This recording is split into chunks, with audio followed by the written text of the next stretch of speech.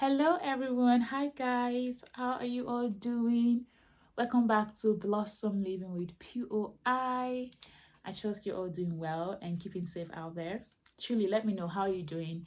I want to know how you're doing. Let's interact. You can leave a comment below or reach out to me on Instagram just to let me know how you're doing. Okay, so let's get into this video. It's been a while. It has. The last two videos I did was about 4 months ago with the wonderful, gorgeous Ava. She came to visit me in Dublin, all the way from Vancouver, Canada. Well, she was doing all the trips, so but I was special, so she had to come see me. I know she's gonna Ava. Yeah, I know. Okay, all right. So ensure to check out those videos if you haven't. It was very informative. We talked about our HRT, POI, and so much more. So make sure to check it out. So today's video is the lesser known symptoms of POI, of premature ovarian insufficiency, that we had experienced, that I had experienced, and other people had experienced without knowing that they were related to POI. So this topic came about because we discussed this at one of my POI support group this year, and it was a suggested topic. So we all came together as as a community, and we talked about some of the symptoms that we had experienced, but we didn't know that it was POI related, even though it was brought up at maybe our appointment consultation, but it was dismissed. It wasn't something that was really looked into.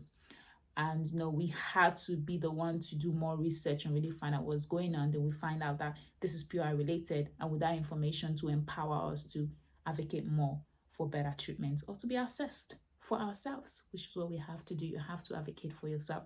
Sometimes, yes, but you have to keep going because you need to take care of yourself, right? So I have a list here with all the symptoms that were shared by some of the members. I'm gonna read them out, okay? Then also, I found like a list, menopause list of all the symptoms on the menopause charity. So I'm gonna share the link below, and I'm gonna like just pick out a few of the symptoms just to bring to your awareness. So I thought that's one of the reasons I'm here today, to share this information with you, in case you might be out there and you're feeling the symptoms and you're not sure what they are related to. Maybe you've been newly diagnosed, or you're at the process of just feeling symptoms and you're trying to find out information like, what is this related to? And you might say that you're experiencing some of these symptoms, to bring it up at your appointment and to get checked and assessed as well too. And with more information that you have, you are able to go in and advocate for yourself, right? So, like I was saying earlier, before I have the link for the menopausal symptoms list. I'll share it below, and you can go check it out for yourself. I think it has about 30 or 40, if not even more, about 30 or 30 something, if not more, symptoms in there. So check it out, read them, keep yourself informed, and so you can use that at your next appointment. So you can know that, okay, I'm feeling this way. Is this PI related? What's going on? What's going on? What's going on? You're trying to figure it out. This can be a guide for you in addition to what I'm about to share. So let's get into it. So during our meetup, when we were discussing this, some of the ladies, they had to suffer a lot of these symptoms for a long time. They suffered a lot of these symptoms for a long time without even knowing what it was related to, and it impacted their life. And like I said earlier, you go to your consultation appointment, you discuss these things with your doctor and things like that, and sometimes it's just dismissed, and they had to do research for themselves to be empowered to be able to advocate and push for assessment. I'm going to go through the list here, what I have. So some of the things that were shared was, let's actually talk about the common symptoms first of POI, then we'll go into this, right? So some of the common symptoms I personally experience and also communicating with others as well too, which is irregular periods, right? You have irregular menstrual cycle, or absent of period, no menstrual cycle, which was one of my symptoms. I never went into puberty, so I never actually experienced menstrual cycle, like a regular menstrual. So it can be absence of period, no menstrual cycle, or irregular menstrual cycle. And then we have hot flashes, which is like common hot flashes, night sweat, and then for me as well and others was also like pelvic pain. For me, pelvic pain, migraines, headache, and there were other symptoms I like over the years, like I've discussed before, that I experienced in my younger years, but I never actually knew they were related to POI. I didn't even know what there was. I was young, probably about 12, 13, 13. I was even younger. But that I experienced now being more older and thinking back, I'm like, goodness, I started experiencing the symptoms at such a young age. Such a young age. So my body was already giving signs and indication at such a young age. Yeah. So some of the list I have here, as I was saying, so we know what the common symptoms are. So in addition to that, there's so much more symptoms. So we have like some of the ones that were shared were memory issues, anxiety, blood clot, dizziness and fainting. Those two I experienced at my younger age, dizziness and fainting a lot. Heart palpitation, low energy, feeling extremely tired, like chronically tired. Also, someone said also a general low self-esteem, low self-worth due to the diagnosis and how I thought about myself, how it affected my beliefs about myself.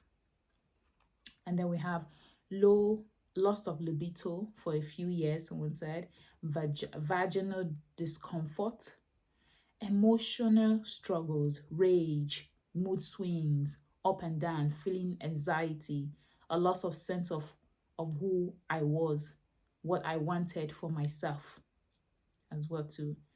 Tiredness, feeling very tired. It said these are all much less intense now with HRT and learning to regulate, notice when to rest and accept myself. So this one that was shared by one of the members, And so these are some symptoms that they had to experience. And for me personally, like definitely feeling, I talked about that before, angry, extremely angry, mood swings a lot. But HRT has helped because it's hormones. Now, I always use myself as an example because I'm speaking from my own experience that others can relate to. That's one of my symptoms. I was really angry, just mood swings all over the place. And for someone that never went into puberty at all too, so my reproductive system never actually started for me to be producing those hormones for my ovaries. So essentially it was like an hormone deficiency, and over the years I've come to learn how important estrogen, the progesterone, and even testosterone that women do produce a little bit of, that I've learned, that they play a huge impact in the female body, play a huge impact in every organ. So so when you're feeling this, so now imagine not actually starting puberty and not actually kickstarting those hormones. Yeah, the symptoms: being angry, hot flashes, night sweat, pelvic pain, so on and so forth. So let's continue. So yeah, and then we also have, these are some of my I shared: pelvic pain, fainting, dizziness, migraine, brain fog, memory problem, lack of concentration, vaginal dryness. Till today, it's gotten better actually, but I still get a lot of vaginal dryness. Even though I'm on high estrogen, that's helped me so much. I'm on Vagifem 3 times a week. But my vaginal, and it's like that. Some people, it can be very severe with the dryness, but at least my treatment is helping much better than the way it was before. Low libido. I never actually knew that you can get high libido until I started testosterone. Never actually knew what looked like. Okay, I was like, oh, okay, is this what it's like? Okay.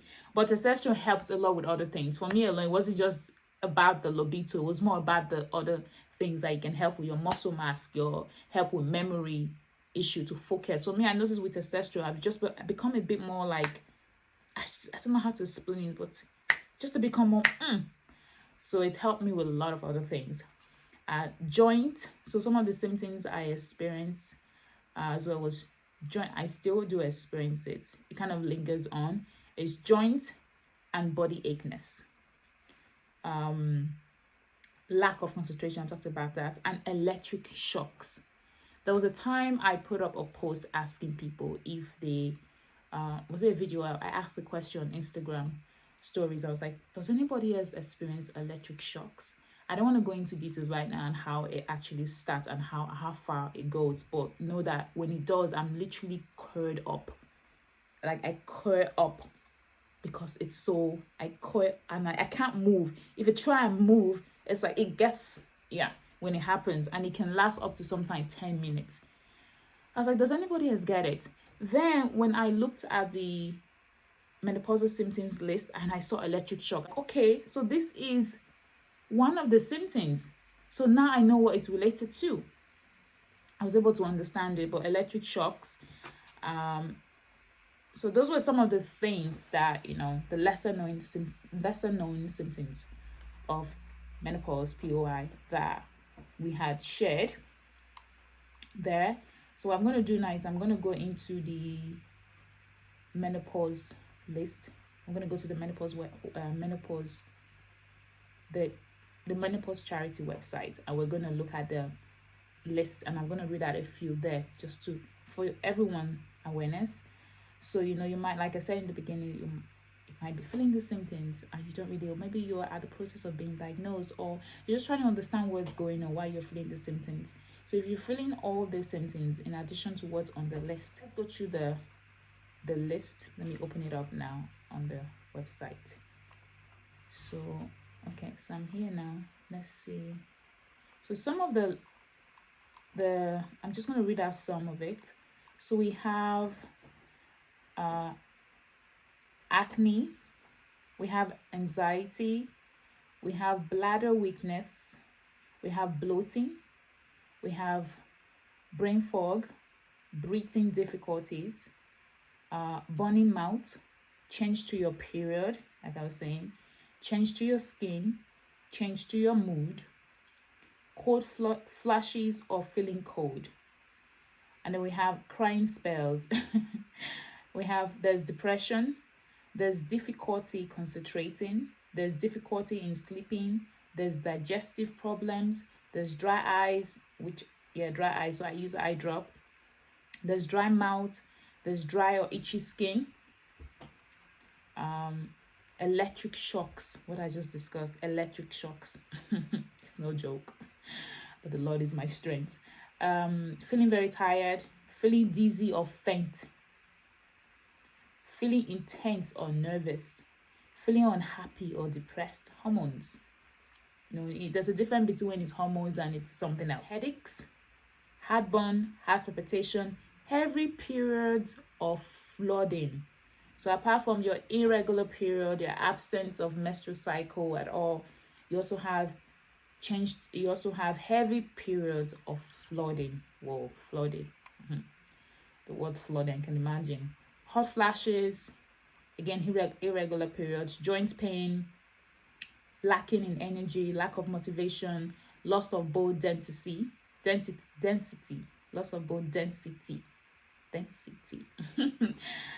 loss of concentration, loss of confidence. Loss of concentration, that was one for me, especially when I was in school, younger, but yeah.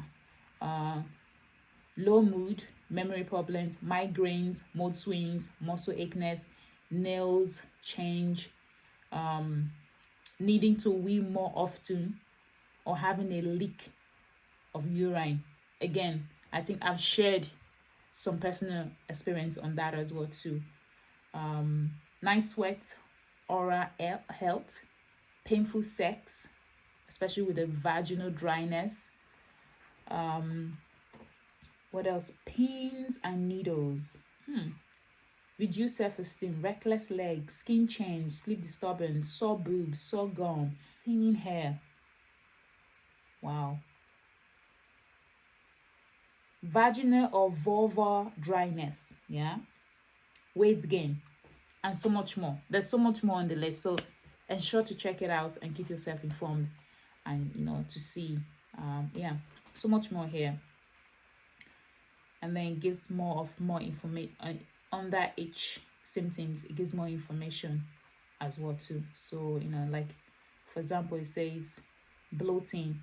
You may notice a sensation of fullness or swelling in your tummy. This can feel very uncomfortable and usually comes and goes. This may be new or worse than what you have experienced in the past. Brain fog. It is common to have difficulties in concentration with memory lapse and sense of fogness. Brain fog can make daily tasks challenging. And it says breathing difficulties. You may experience a change in your breathing, such as being wheezy or struggling to catch your breath. So, and then it talks about burning mouth. You may experience a burning or tingling sensation in your mouth or on your tongue. This can be because of a reduction in saliva and dry mouth. That's why I was saying that hormones play a huge hormones, let me repeat that again. Hormones, what I've come to learn, hormones, they influence our body so much. They do. So fluctuation in hormones, or like in POI cases, in most cases, for example, like I said, I always use myself as an example. Someone never went into puberty, never actually started producing those hormones. Being hormone deficient can have a huge impact. So if you're out there and maybe you're currently at the process of trying to find out what's going on, trying to understand what's going on with all these symptoms, trying to understand yourself, and you come across this video, you look at the menopausal list and you see that you're experiencing a lot of those symptoms or some of those symptoms, take that menopausal list, take the information down, write down all your symptoms, and go see a doctor. Go see somebody, go talk to somebody.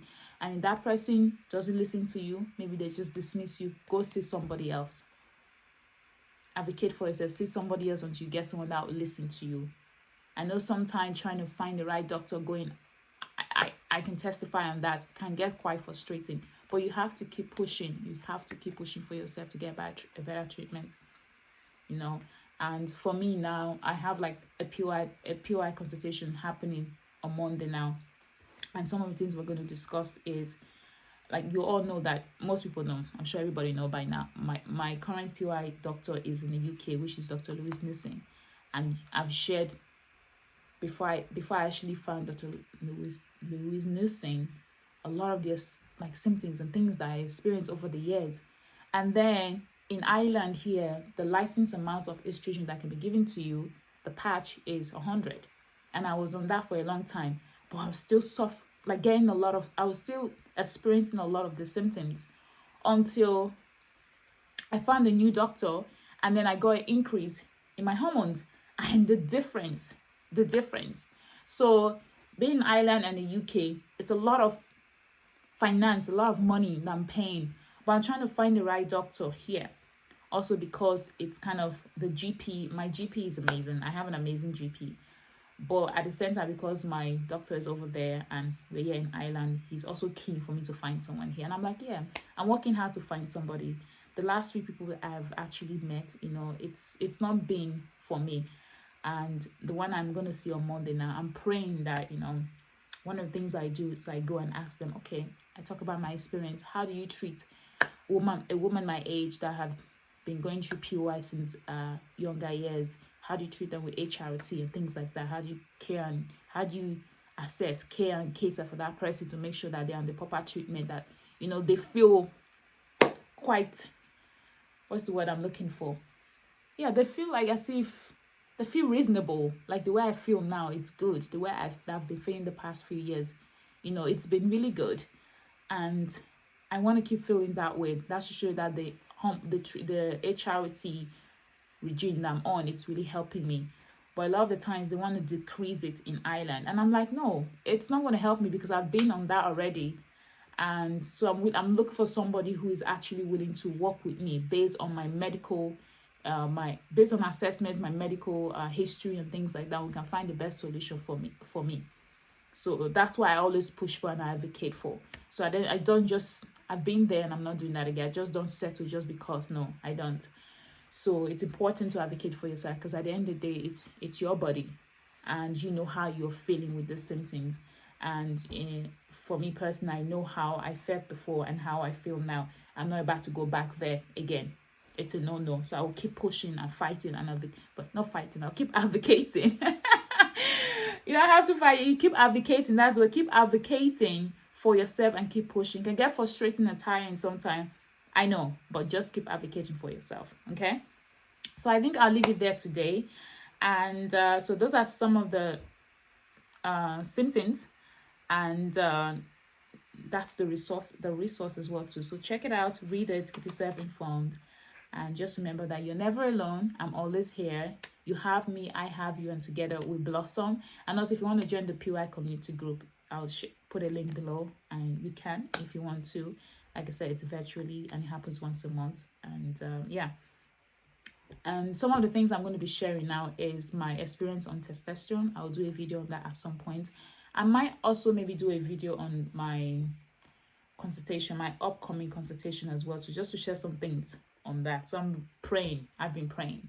So, and I know that I will find the right person. It takes time to find the right person. I will find the right person in Ireland. Dr. Louise is the right person in the UK, but I need somewhere in Ireland. I live here, so I will find the right person here. I will. I just have to keep going. And I might share some information. I might share some details on that. But the testosterone one, I definitely will. There's a few things I want to share on that. Testosterone has been amazing in terms of, like I said, it helped me with so many symptoms, especially with the brain fog, muscle mass, and a lot of other things that I will mention. But there's other things as well too. That's why I want to see my doctor, and we can talk and just weigh out and try and figure out the best thing to move forward with for me. Like I said, it's individual based, so that's why it's important to find the right person to discuss with, so that you can work together to discuss the best treatments to move forward with for individual, right? So yeah, I don't want to keep talking, because I will actually keep going because there's so much to talk about always. I'll keep going, but I want to leave this video here for today and stop here, and just to kind of, again, highlight that these are some symptoms of POI that you can experience and you might not know it's related. It's always just the common ones, and also there's more on that list, so check it out and read more in-depth information on what the Menopause charity has shared. It's a good resource page amongst others that I will share as well too. And yeah, I will leave it here today, guys. Thank you so much for watching, and yeah, I will see you on my next video. Okay, bye, much love.